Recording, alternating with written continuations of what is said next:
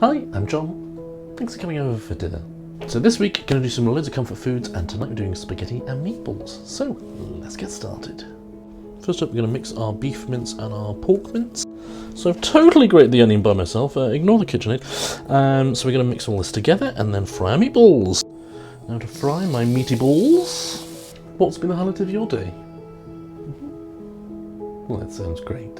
For me, I'm back in the gym and doing weights now that I'm feeling a bit better. We're going to fry the onion and stir it with a happy little spoon. And add our garlic and our nduja. And now for our chopped tomatoes. And now we're going to pop our spaghetti in. Adding our spaghetti in, along with some pasta water. Add in our meatballs again, and we're almost ready.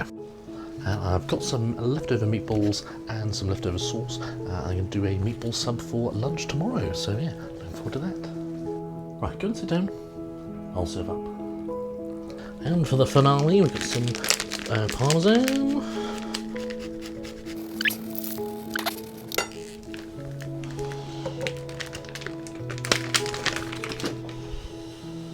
And tear up just a little bit of basil and scatter this over the top.